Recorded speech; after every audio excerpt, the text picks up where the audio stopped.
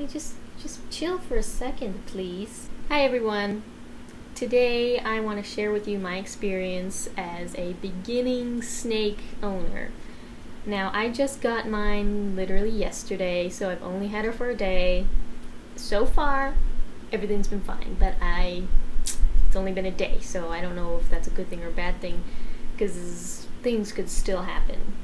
For instance, I could still get bit. I haven't gotten bitten yet, but I'm not ruling that out. She's a very docile snake, and she seems like she'll never do it. She's been owned before, so she knows how to handle being held by a human, but you never know. I'm not going to rule that out yet. Now, I got a corn snake that is most every reptile expert, I guess, I don't know, says that a corn snake is one of the best beginning snakes you can get if you want something that's not too active and not too non-active. I'm not sure. Anyway, so here she is. This is my regular corn snake, Ginger. You can guess why I called her Ginger. So she cost about, I think it was $80. You know, I'm not really sure if that's a lot or if that's too little. But then again, she's a regular corn snake, meaning probably one of the most common ones, so I'm guessing that's why she was $80. The other ones were up to $150. I'm sure there's tons more that might even be more expensive or even less expensive. I'm not sure. Like I said, I'm still learning myself, because I just got her yesterday and she is beautiful. I'm so pleased with her. I'm so happy that I picked her out. And for those of you who don't know, snakes are not slimy. Some people think that for some reason. I guess sometimes they look shiny, and that's why, and because they slither like a worm, maybe that's why they're considered slimy, but whatever. They're not. They're just very smooth. I'm still a beginner myself, so I'm still learning, and I want to share with you my experience in owning a snake. So far, it's been good. Anyway, basic tips. Do your research. And I looked at a lot of YouTube videos. King snakes, corn snakes, and ball pythons came out to be the best beginning snakes for beginning snake owners. So I did a lot of my research, and corn snake won out of all of them. So that's why I decided to get this one. Do your research on which snake. My recommendation, obviously, get a corn snake. Also, my next recommendation, don't get a baby corn snake, because unless you really want to raise it from the beginning. I thought about it, and they are so tiny. They are literally the size of worms, and I would lose it. So knowing myself, I got more of an adult one. I think actually this one's only about a couple years old. It's not that long yet. Oh, look at you. Look at you. Look at you. So that's step number one. Do your research and do it well. Especially if you have a parent who is not in favor of you owning a reptile in general. I was trying to convince my mom, and she told me to basically write a paper on why I should be allowed to have a snake in the house. Or basically reasons to convince her why a snake would make a good pet and she shouldn't panic when it's in the house. So, because I wanted the snake, I did it. I mean, why argue with that? It's a paper. She gave me a chance to prove myself, and I did it. So if your mom or even dad wants to do that, then do it. And if you really want the snake, then what's a paper? Come on, why not? You have to research what the snake is, what they like, their environment.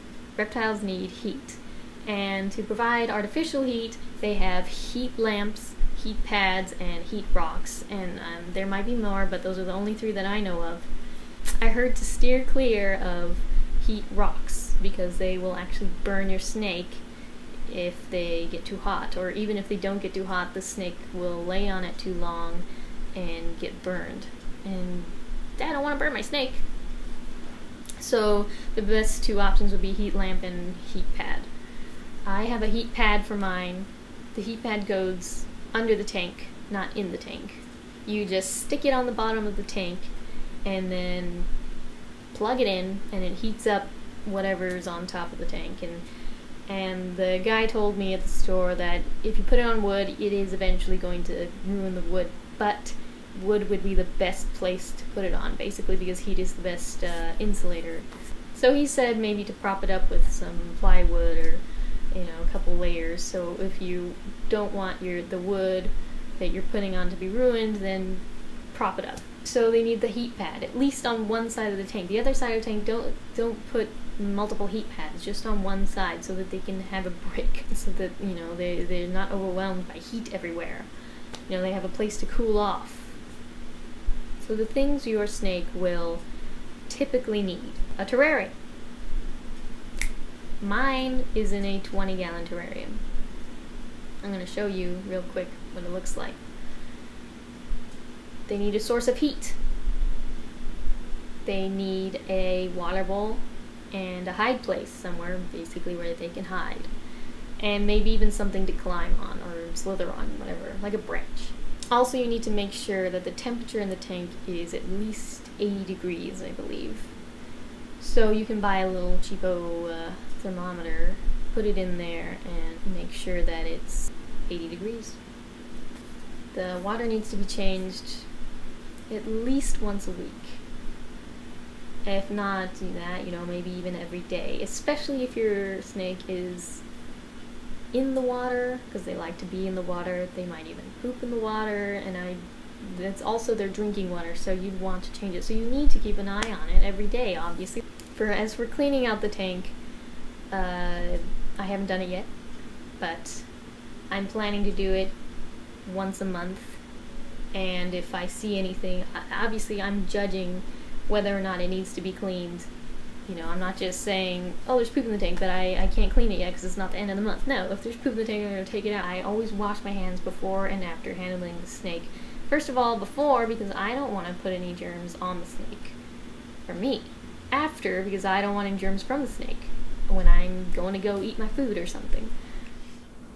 Alright, so anyway, sorry, it's a little darker now. I went to go eat dinner, so it's later in the day. Another thing you'll need for your snake is another place to eat. You should not feed your snake in the tank that it's living in. The reason for this is because every time you open the door to the terrarium, the snake will always think that it's being fed. So if you put it in a big piece of like Tupperware type thing, or even a bucket maybe, and feed it in there, then it won't associate its home for feeding. It'll associate the bucket for feeding, or the Tupperware, or whatever. Mine is a big piece of Tupperware. I guess I wanted to let him have a lot of room. So this is what I have. See, there's little wheels on it. It wasn't meant for feeding a snake. So, yeah. It doesn't even have to be this size. This is actually too big, I think. But it's all I had at the moment, so we'll see if it works nicely. I'm gonna put her in this, and then I'm gonna get a frozen thawed mouse and feed it to her. On the subject of what kind of food they eat, a snake that size will eat mice. They call them fuzzies, I think. They're, I don't know, that big. But they say the rule of thumb is, however big the biggest part of your snake is, should be the size of the food that you give them. And that's how big these feeder mice are. Now, I can feed her live mice, and I might, but at the same time, they recommend, if you're going to do live mice, then you should knock them out first. They have claws, they can scratch, they can bite. So if you're going to do live, then they recommend knocking them out first, meaning like thumping it on something hard. I want to be able to just make sure that the mouse is already dead, and so I don't have to worry about it being scratched or the mouse, I guess, suffering too long. So I'm gonna feed her frozen thawed. And just so I don't have to go through the process of knocking a mouse out. So those are kind of the basics on what you should be doing for your snake if you are just starting out like I am. Once again, I'm a beginner. I have never done this before, so I'm not an expert.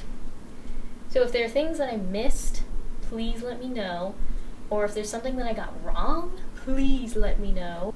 You know, I don't want to get her sick. I want her to be healthy. Look at how pretty she is. She's so beautiful. One thing also about handling the snake. They're, you know, ones like this, pretty docile. They really, at least they don't look like they don't mind you holding him and disturbing them.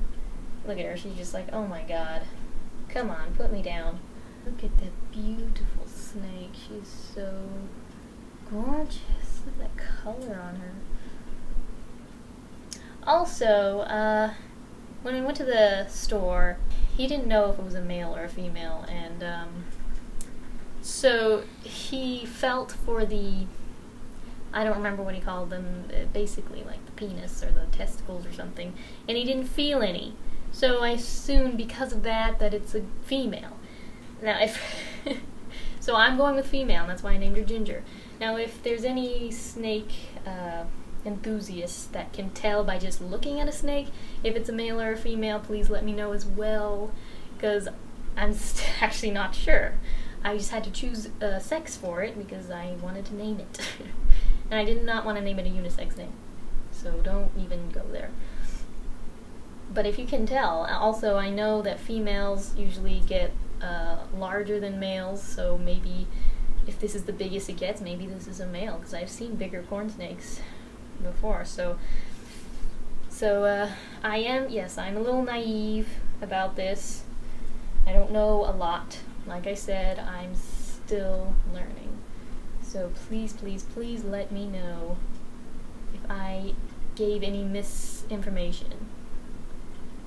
And be nice. Look at her. Say goodbye, Ginger. She is so pretty. I'm so far very happy with my experience in buying the snake. And so yeah, those are the basics of owning a snake. Look at her, she's beautiful. Alright, enough.